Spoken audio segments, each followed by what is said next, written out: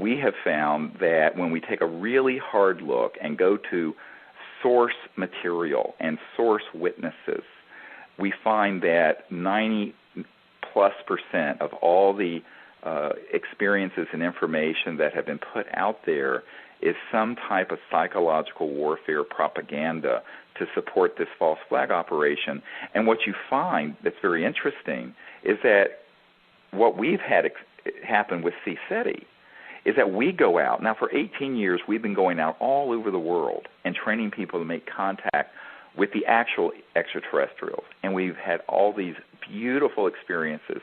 Nothing has been scary. No one has been harmed. They have just been so unbelievably cosmic consciousness beautiful.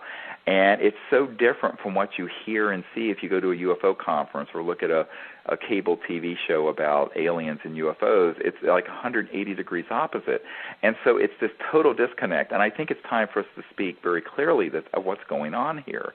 And I know that the truth is much stranger than the fiction, and people have their belief systems built up around this because whether you're new age, old age, what have you, it's really easy to buy into the good alien, bad alien thing because we are wired that way from our collective experience as humans. But you know what?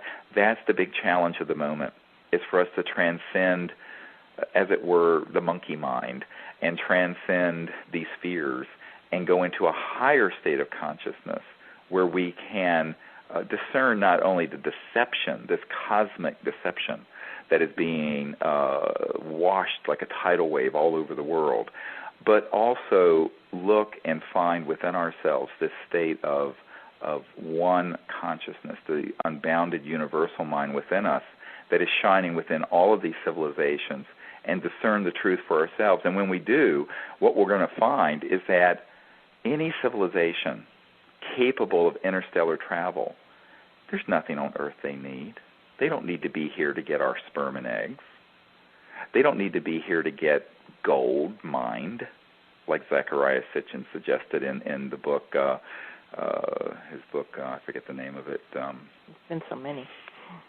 Help me here, Linda. Anyway. I don't know. There's been too many of his books. So, you know, there are all these mythologies that are very xenophobic and buy into a certain mindset that are things that we have to learn to transcend and discern the truth, and then with courage learn how to make contact ourselves. Because, you know, here's the basic, you know, you can sit around and sort of, excuse me for saying this, mentally masturbate all day about this stuff, reading other people's accounts. What I tell people, set all that aside. You can learn how to make contact with these visitors yourself. And when you do, if you have this discernment where you can discern the difference between an ARV and a PLF and a real ET craft and an ET being, and you're in this state of consciousness, it'll be so clear what the difference is. It's like night and day. There's no comparison. You're going to be able to see that these visitors who have been coming here for thousands of years, by the way, they have no malice towards Earth and her people.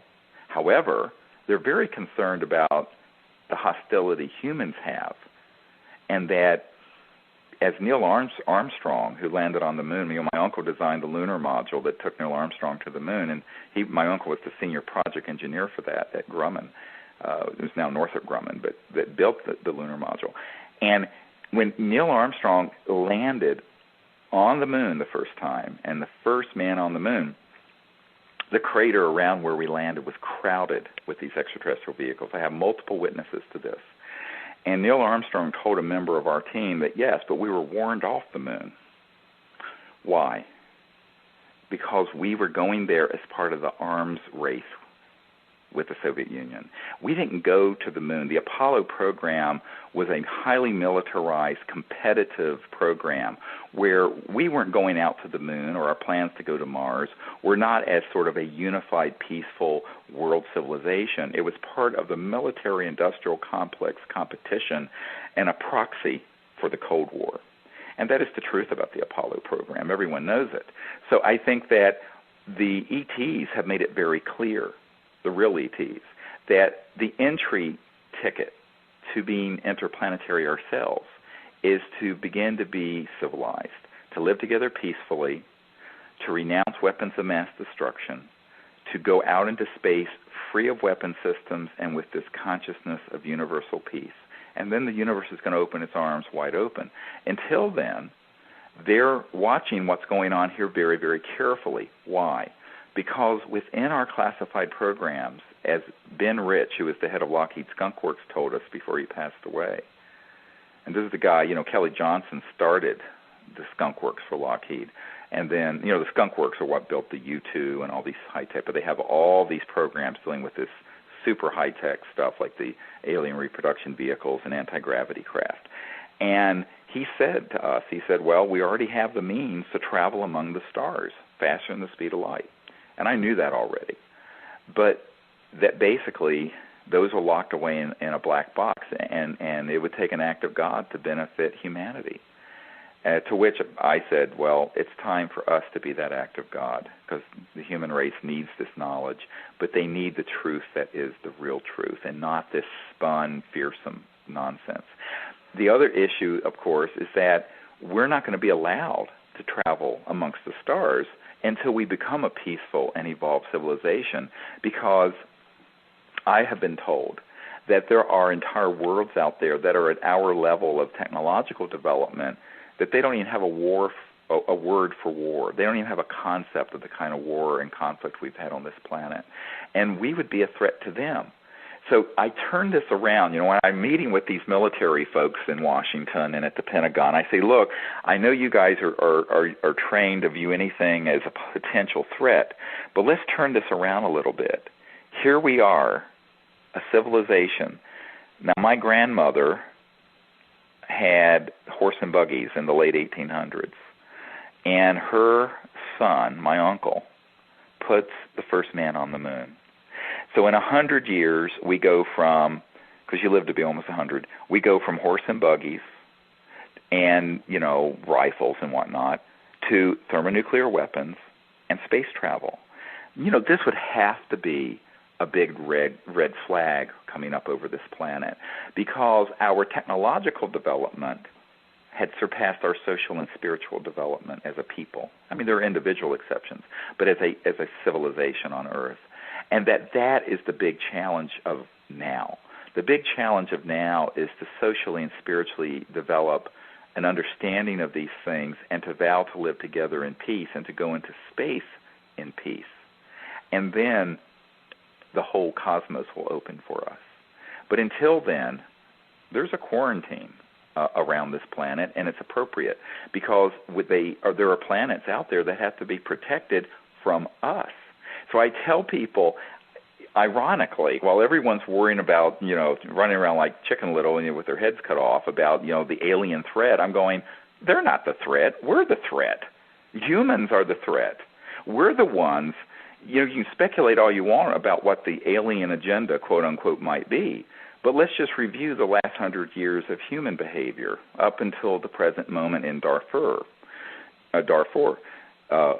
Genocide, massive warfare, tens of millions of people killed in World War I and II, and never mind the other wars, thousands of hydrogen bombs and thermonuclear weapons that go through space, ICBMs, and then could land all over the world, turning the world into an uninhabitable cinder. And the beginnings of space travel, but in a way that has not been cooperative and has been a proxy for the military. Now, this is something which, unless you were brain dead and you were, as an extraterrestrial people, you would be rather cautious, and rightly so. So I think we need to, as the old saying goes, take a hard look in the mirror before we start worrying about these other civilizations. I don't think there's a scintilla of evidence that they're hostile. And one thing I want to mention is that if you have the technological ability to travel through interstellar space, do you really think that there's anything on Earth that they would need to acquire? No. Because if you have that ability, you can materialize and dematerialize in various points in space and time. You can, from the elemental level of existence, the zero-point energy field, manifest any material or any substance. You could take one cell of a biological organism and develop it and clone it into a full organism. Even our classified programs already have that ability in genetics and neuroscience. So there's nothing here that they need. This idea that somehow they have to come here to Earth to get this is another mythology. It just doesn't pass the sniff test if you have any scientific understanding of what kinds of sciences would accompany the ability to go faster than the speed of light and travel amongst the stars. So then the question becomes, what is the phenomenon? It's a real phenomenon that people are describing when they describe these weird creatures and these abductions and mutilations and all this stuff. Well, it's not at all what people think. And I think people have to be extremely careful about this and educate themselves on what the covert human capabilities are that extend even into, we're going to get a little stranger here, into the electromagnetic frequencies that are interdimensional that tap into, shall I say, lower astral entities. Now, these are not extraterrestrial, but some would call them demonic, or some would call them astral, what have yous. But at Montauk and other places, experimentation has happened. And this is another whole area of confusion where people confuse these interdimensional weirdnesses with an extraterrestrial, interstellar people. And so what happens is that people throw all this junk together, all these different phenomena, plural, and call it the same thing. And the result is a lot of confusion. But that obfuscation and confusion and chaos in the paradigm has been injected deliberately by people who benefit from chaos and fear. And I think this is why people have to free themselves from that, take a step back, look at the materials we have put out there. You know, I've spent 18 years assembling the most astonishing government documents, insider witness testimony, all the experiences that we have had, and we put it out there at disclosureproject.org. And people need to become educated on that so they don't get fooled again, like the old song, we won't be fooled again. You know, we keep getting fooled. I mean, we were tricked into the weapons of mass destruction thing in Iraq. My concern is that people are so gullible and can so easily be frightened that we'll be tricked again into this interplanetary alien threat scenario, which is a complete hoax, an utter and complete hoax. And who benefits from that? The people who want to consolidate their own central power around a military global junta, or sort of ruling militaristic financial class that has everyone running around scared like we were after 9/11, and who can amass more and more centralized power. So I think people need to wake up to this, and it's time for childhood's end, and it's time for us to realize what the truth is. Well, I can sure say that having spent approximately 45 weeks in the field with you at CSETI trainings alone, not counting other things that we've done, I've never seen anything that wasn't just amazing and absolutely delightful and spiritual. And you know, we've been talking about the evil ET or alien paradigm here, but what we've seen in the field are just the elevated levels of good ET behavior. I mean, up to the extent of God consciousness beings that we've had a lot of contact with lately. It's just amazing. And the interview that we did that's archived on December 26th about the Orion transmissions really goes into that. A lot of people haven't heard that. Exactly, and I think that's why people have to understand is that the actual interstellar civilizations that are here go from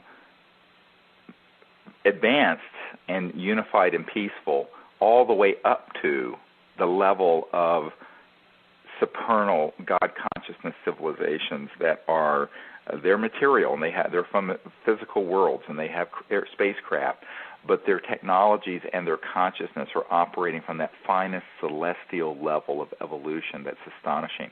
And that's the level that we are often interfacing with, and a support role around us will be with other ET civilizations that are on the evolutionary path to there. And by the way, there is a centralized global universal order to this. It isn't as if these civilizations are allowed to run around the cosmos like the Wild West.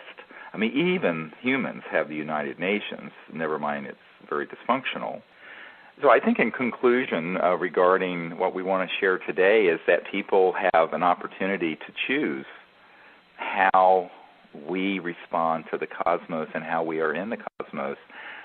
These visitors are here to help us and to understand us, and they're waiting. They're waiting for the human race to mature to a level of the first entry of what is considered mature world civilization, where we're living peacefully together.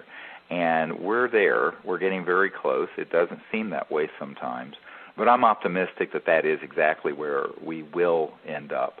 And these civilizations, which are highly organized and very conscious and rather enlightened, are standing ready to assist us as we make that transformation from the current period of division and confusion to a period of world peace and universal peace.